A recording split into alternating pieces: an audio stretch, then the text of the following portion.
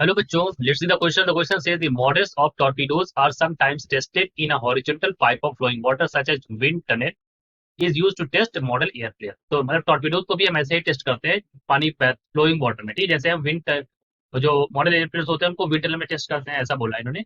तो consider a circular pipe of internal diameter 25 centimetre and a torpedo model lying along the axis of the pipe. The model has 6 centimeter diameter and is to be tested with water flowing past in it at 2 metre पर second, ठीक है। तो ऐसा है। तो अच्छा, torpedoes होती क्या है? टॉर्पीडोज जो होती है they are used in submarines, ठीक है। मिसाइल सबमरीन्स में यूज की जाती है इसका। तो यहाँ पर मॉडल जो है, जो टॉर्पीडो का मॉडल है उसमें 6 सेंटीमीटर डायमीटर है उसका, और वाटर जो उससे निकाला 2 मीटर पर सेकेंड स्पीड से। पहले ए में पूछा गया है with what speed must the water flow in the part of the pipe that is unconstricted by the model. उस पाइप में कैसे फ्लो करेगी जहां जो पार्ट अनकंस्ट्रिक्टेड है, ठीक है। और बी में पूछा what will be the pressure what will the pressure difference be between the constricted and unconstricted part of the pipe, ये हमसे पूछा गया। तो इस क्वेश्चन को सॉल्व करेंगे और की कॉन्सेप्ट के बारे में भी बात करेंगे। उससे पहले मैं आपको बता दूं कि मैं इसको ड्रॉ कर लेता हूँ, ठीक है। तो देखो, पहले आप समझ जाए कि किस तरह से बात करें। देखो इस पार्ट में ऐसे, अब यहाँ पर हमने क्या किया, यहाँ पर हमने इसे यहाँ पर टॉर्पीडो लगा दिया इस तरह, ठीक। इसका जो इंटरनल डायमीटर दे रखा है कितना दे रखा है आपको क्वेश्चन से देखिए आप 6 सेंटीमीटर का दे रखा है, ठीक। पानी जो यहाँ पर फ्लो हो रहा है ऐसे ऐसे, वो मैं आपको यहाँ पर बताऊं, let me use that colour, ऐसे करके। तो यहाँ पर जो वाटर इसे फ्लो कर रहा है दैट इज 2 मीटर पर सेकेंड की स्पीड से, ठीक। अच्छा, यहाँ से ऐसे जो है इस तरह से। अच्छा, यहाँ पर अकॉर्डिंग टू क्वेश्चन यहाँ पर अगर आप देखें तो ये कितना है, 25 सेंटीमीटर इसका जो है वो इंटरनल है यहाँ पर ऐसे, ठीक है। पाइप का इंटरनल डायमीटर है। तो और ये वाला पार्ट जो है, this part is known as unconstricted, ठीक है।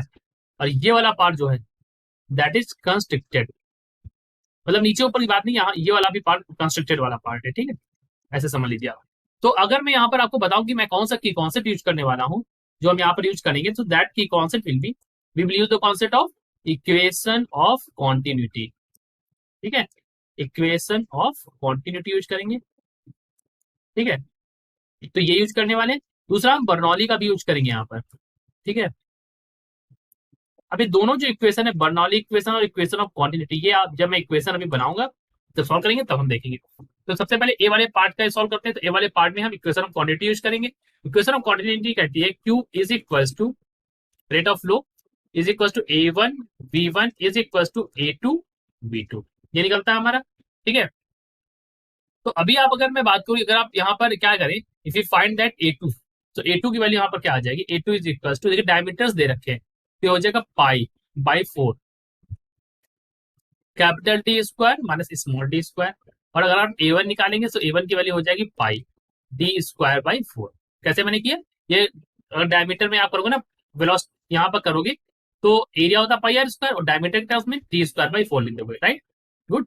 चलो, अभी हमको क्या निकालना बच्चों, यहाँ पर V1। सो V1 के लिए कैसे निकालेंगे, V1 के लिए निकालेंगे आप, तो आप कर देंगे यहाँ पर A2V2/A1, ऐसा कर देंगे। चलो ऐसा करते हैं, हम यहाँ पर वैल्यूज रखते हैं। तो वैल्यू रख देंगे पाई/4, यहाँ पर हो जाएगा capital D² minus small d², ठीक। Capital D² by small d² divide by, यहाँ पर हो जाएगा पाई/4, यहाँ पर हो जाएगा d² और यहाँ पर हो जाएगा V2। तो आप वैल्यू रखिए यहाँ पर, तो वैल्यू हो जाएगी यहाँ पर पाई/4 से ये वाला पाई/4 कट जाएगा पूरा, तो आपको सिर्फ d² रखना है। तो डी इस कैपिटल डी की वैल्यू है 0.25 मीटर्स में रखना है। स्मॉल डी यानी कि जो हमारा जो मॉडल है उसका डायमीटर है 0.06, डिवाइड कर देंगे।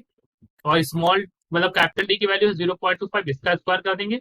और V2 की वैल्यू 2 दे रखी है, ठीक है। तो जब इसको आप सॉल्व करेंगे तो यहाँ पर V1 की वैल्यू कितनी निकल के आ रही है, तो V1 की वैल्यू वहां से निकल आ रही है 1.8848 मीटर पर सेकेंड, ठीक।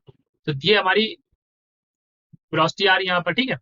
सो this is the speed that the water must flow in the unconstructed part, ये तो हो गया। अभी आगे चलते हैं, हम लोग बी पार्ट में बात करते हैं। So in the B part आपको क्या निकालना है, you have to find the pressure difference, ठीक है। प्रेशर डिफरेंस यानी डेल्टा पी निकालना है आपको। इसके लिए बर्नौली का यूज करेंगे। बर्नौली क्या कहती है, P1/ρg plus V1² by 2g plus H1 is equal to P2/ρg plus V2² by 2g plus H2। चूंकि यहाँ पर सेम हाइट में कोई चेंज तो है नहीं, सेम हाइट पर देख रहे हैं।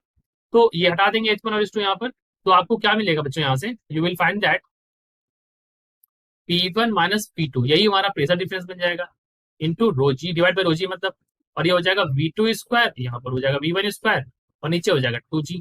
अब V2 और V1 का स्क्वायर को आप कर दीजिए, तो V2 की वैल्यू यहाँ पर रख देते, देखो यहाँ पर मैं इसको इस वाले पार्ट को ना सॉल्व कर लेता हूँ, इस वाले पार्ट को।